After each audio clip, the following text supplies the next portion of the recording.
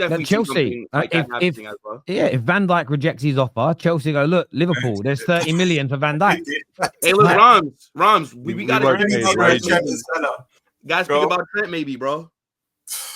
In due time, because I don't think he wants to stay. But do you know what? The Liverpool fans won't be happy with this, but I've said this for about 3 months now, Will. I think when it's all said and done, Salah and Van Dijk stay, and I think Trent is the one. I just don't get a good feeling with Trent. I know Scouse boyhood, whatnot. He loves the club, grew up and whatnot, but I just think he wants a new challenge, and that's sometimes how life goes. Sometimes when you've been in deep, he's not like a foreign player where we signed him and he's been here for the last 3-4 years. He's been here since a child. I think it's age 7, age 8. Do you know what? He might want to change of environment. Reading this list here, though, these are players whose contracts currently run out at the end of Jan. Now, some of these might have year extensions in them. We don't always know. This is according to the transfer mark. So Trent Alexander-Arnold, Leroy Sané, Mohamed Salah, Alphonso Davies, Joshua Kimmich, Jonathan David, Son, Kevin De Bruyne, Jonathan Tah, Van Dijk, Frank, what's he at Napoli? Frank Ngesa.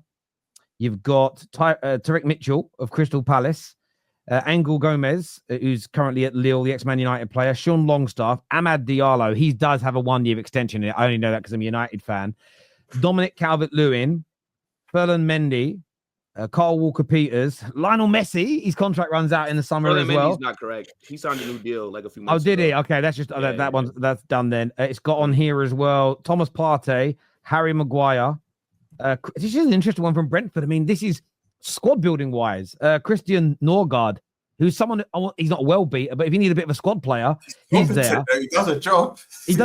But you look at that list of players, and it depends on what club you are and what you need.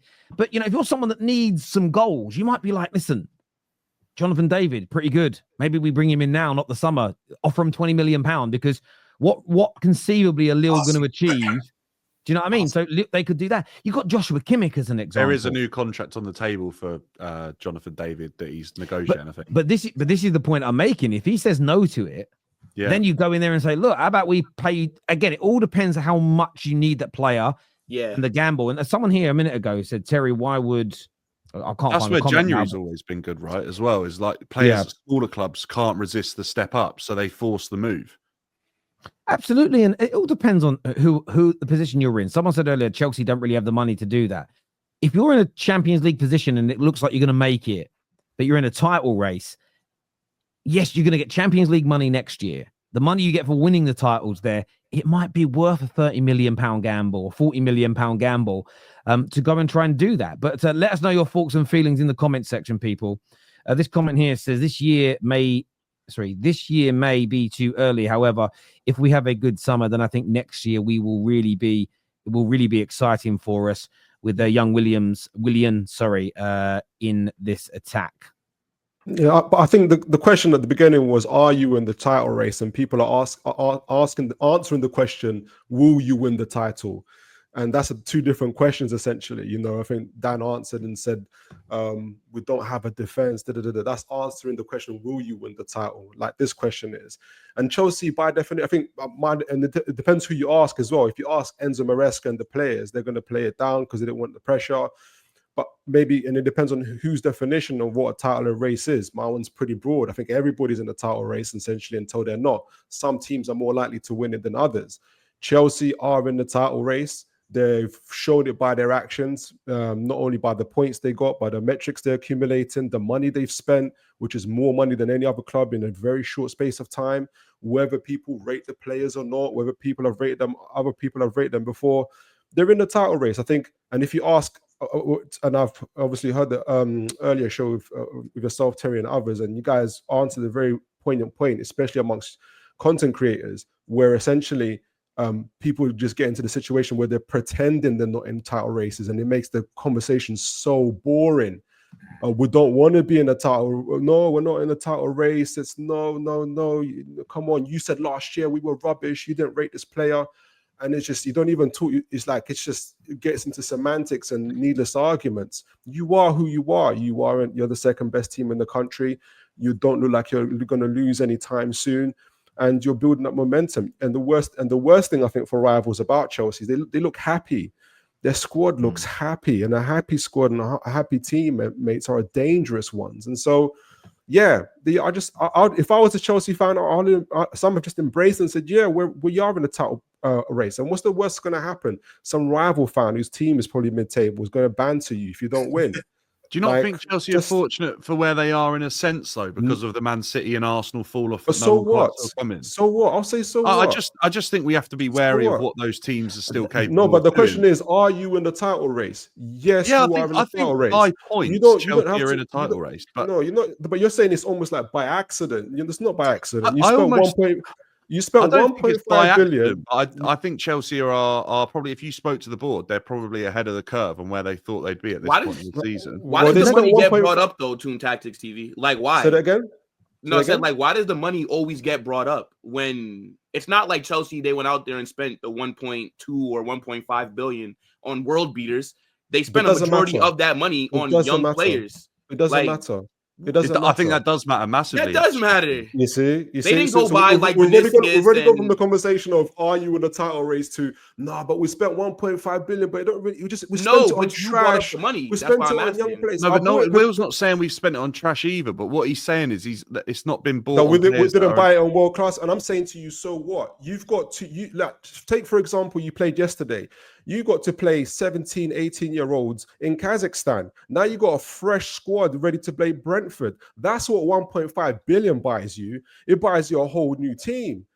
That's what it gets you. Liverpool got 4 world-class players, but most of them have to play a lot of their games in order to do that. That's why Liverpool fans are weary about the title, even though they're in the title race as well. Their problem is different to yours. They're having to reel out Mo Salah consistently every other game. Chelsea's problem is different to Liverpool's, whereas you've got you got 2 separate squads, and maybe you don't have a Mo Salah in every position, but you've got enough of a squad to be able to compete on 3-4 fronts and still be competitive in all those games. So it can be competitive. It might not be. That's what 1.5. And I tell you what, Will, if 1.5 billion didn't matter, why spend it? No, because it's investment into the club. Right. But what I'm saying is the reason why it doesn't matter as much is it would be different if Chelsea spent that 1.5 billion and they bought, let's say, like world-class players, right? Like they got Vinicius or they got, I don't know, like you're saying they bought some stars though. You got to remember, this is what I would say. Stars? I think the money. Like who were stars that Chelsea bought? And they bought proven let me answer then. Okay. When I say stars, I mean up and coming stars. Okay, so when they bought Caicedo, we all knew who he was. When they bought Enzo Fernandez, the world was drooling over him. Okay, as examples, they've bought some gems as well. They bought some gems that other people potentially weren't looking at. When they spent all that money on Fofana, we all knew who Fofana was. When they dropped 50 million on Cucurella, we all knew who Cucurella was as an example. I look at it this way. I'm really balanced with Chelsea. I reckon about 1/3 to half of what they've spent, those players will barely kick a ball for them. They'll sell them and they'll make profits like Chelsea, like City have done in the last couple of years. At the same time, though, they're 2.5 years into this approach from Todd Bowley and Clearlake. 2.5 years in, and you have to start expecting some type of return. What's the timeline everybody's given Man United's owners? You got to start challenging 2.5 to 3 years time.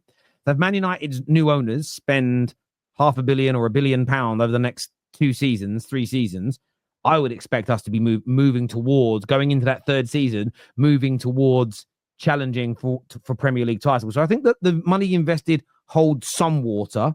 However, I wouldn't use the full amount because some of it is a business strategy, ironically, to generate more money, which they'll then spend on the squad, right? But what you were saying earlier, Toon, about fans wanting to shut these conversations down, I always think about why I started the Football Terrace.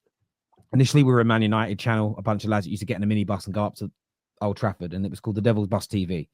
The reason I changed it is because as you get older, and you'll know this too, you're similar age to me, you don't lose your friends per se, but you start having kids, they have kids, people get married, and you see people less and less. And I remember sitting there at home going, I don't get to sit as much with the boys and just sit and talk football. And what never happened with my mates is we all made a prediction at the start of the season. We never sat in the pub or around someone's house or driving home from a game and went, oh, bloody hell, Liverpool looking good. No one ever went, Terry, we're going to talk about it, but you've got to shut the fuck up for the next 45 minutes in the car because you said we wouldn't be in the title race. That was never the mindset, right? So when I started this, it was about trying to take how me and my friends at school, at work, in my social life spoke about football. And some people at the start of the season would have written Chelsea off. They've now said I got that wrong. Let's have the conversation about it. Some people didn't believe Chelsea had become title contenders, but they're right up by the top. So let's talk about it. I understand the fear of if we say we're in a title race and then we don't win it, then some Arsenal fan who's called, I don't know, at AFC Trey is going to call me weak and going to call us bottle jobs and say we couldn't. So again, so what?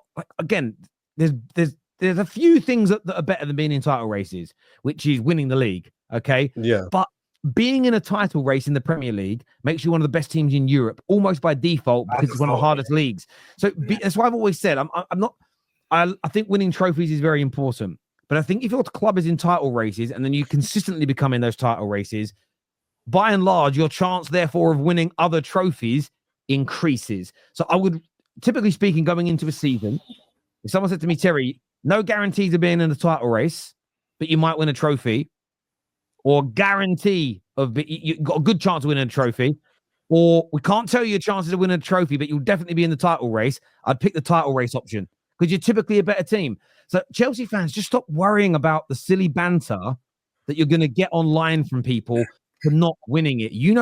I always if you're a woman, I don't mean this in a rude way. If you're a man, though, 97% of our viewers are men. Be a man.